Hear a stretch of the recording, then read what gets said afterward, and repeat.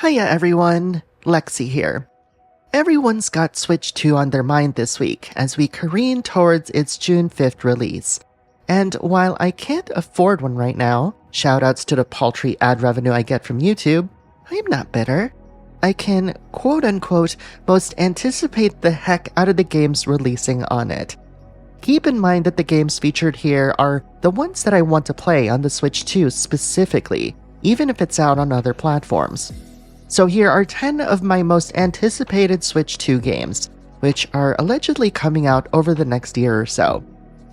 I want to kick things off with one of the games that I can't wait to play, and it's probably going to be just as big of a killer app as the freely downloadable Astrobot tech demo on the PS5. And that is Welcome Tour. Okay, I can't say that with a straight face, especially since I'm lesbian. But really, if the announcements and posts are to be believed, Hollow Knight Silksong would be a game that I would absolutely play on the Switch 2. If you've never played Hollow Knight, it's seriously one of the best Metroidvanias out there. It mixes Souls-like vibes with classic exploration in a way that really took the genre up a notch. Hollow Knight Silksong was supposed to just be DLC for the original game, until ambitions got the best of Team Cherry, and they decided to make this game even bigger than what it was. Here's hoping that scope creep doesn't forever bloat the game, and here's also hoping that we at least get a release window soon. I've always loved racing games, but when it comes to the Mario Kart series, the only one I've ever truly connected with is the original on the SNES. But with Mario Kart World, it feels like Nintendo's finally tapping into the full range of its studio's talents, blending the rich world building and clever level design of mainline Mario games with the fast-paced chaotic energy of the Mario Kart series. And being able to explore the world with your friends sounds like a ton of fun, which, and this is a hot take, the co-op in the mainline Mario series felt more chaotic than fun. But in this game, that chaos is actually the best part. Forza Horizon gave us a glimpse of how open-world driving games can evolve, but Mario Kart World sounds like the next evolution of this underrated genre. Speaking of open-world exploration, you'd think Nintendo would be cranking out more games with this kind of design, especially in adventure platformers, given how massive Super Mario Odyssey was. But hey, I'm not about to look a gift horse in the mouth, especially when Donkey Kong Bananza looks like an absolute blast. What really grabbed me from the trailer is how reactive and malleable the environment seems. Watching Donkey Kong slam the ground and dig massive holes to uncover treasure just looks weirdly satisfying. And sure, you might find hidden rewards, but honestly, sometimes it's just fun to dig a big old hole for no reason. But it's not just the digging. The sheer speed and parkour on display makes traversal look thrilling. Seeing Donkey Kong run, wall climb, and smash through everything with joyful chaos has a real energy to it. I can't remember the last time a game leaned this hard into environmental destruction and actually made it feel fun. That slightly juvenile urge to break stuff just for the heck of it? It's totally in line with the barrel-tossing, wall-smashing spirit that's defined Donkey Kong for years. And Bananza has me genuinely excited to embrace that chaotic, guilty pleasure all over again. Pokémon Legends Arceus is by far one of my favorite Pokémon games of all time. It's not difficult to see how it made playing Pokémon feel fresh and new by introducing new features and mechanics that really shook up the formula. So when I saw the trailer for Pokémon Legends ZA and saw that it carried the same Legends moniker, I was sold. What I loved about the trailer is how it made it a point to show off how this title is going to innovate in different ways when compared to Arceus. This can be clearly seen with the change in setting, with Arceus focusing on exploring huge, expansive outdoor environments, which contrasts with ZA's setting being set entirely in Lumiose City. And with that change comes a change in vibe too. Like, I can imagine how you can just casually walk around town during the daytime, with the whole city transforming into an evening festival when the sun sets, which kinda reminds me of EDM festivals, only of course, you're battling Pokemon. I'm sure the game will have a ton more in store, and I'm eager to see what new ideas Game Freak has come up with. While writing this script, I just dropped my spoiler-free review of Rune Factory Guardians of Azuma, and as I was reading through the comments, I noticed a surprising trend. Tons of folks were planning to play it on their brand new Switch 2, and honestly, that's probably the best way to experience it. Guardians of Azuma strips away everything that used to make farming RPGs feel like a chore, while keeping the creative, expressive elements fans love. It's the definition of a true cozy game. Less punishment, more reward, and it gives you the freedom to do almost anything, including marrying one of the 16 eligible bachelors or bachelorettes in the game. Oh, and if you're picking up the physical version on Switch, it comes with both the Switch 1 and 2 versions on the same cart. Guardians of Azuma has been one of the biggest surprises of the year for me, and I'm genuinely excited to revisit it on the Switch too. If you're playing it there, let me know what you think.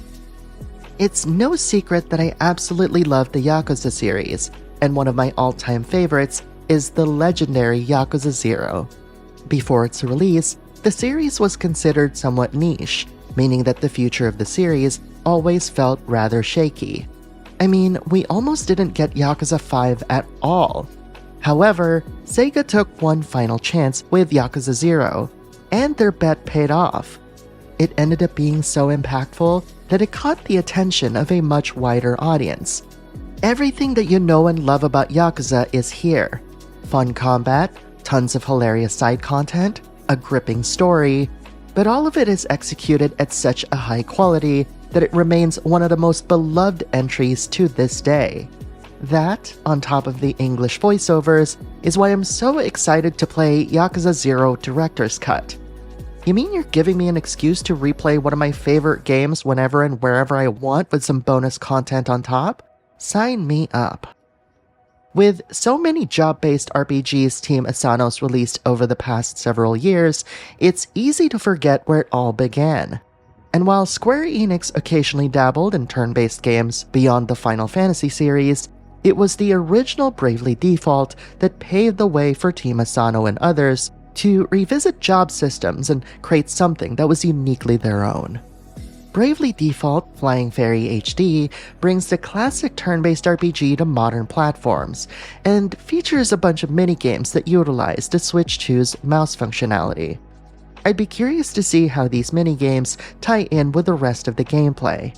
But for now, the idea of revisiting Bravely Default on new hardware is so exciting that it'll probably be one of the first games I'll pick up on my brand new Switch 2.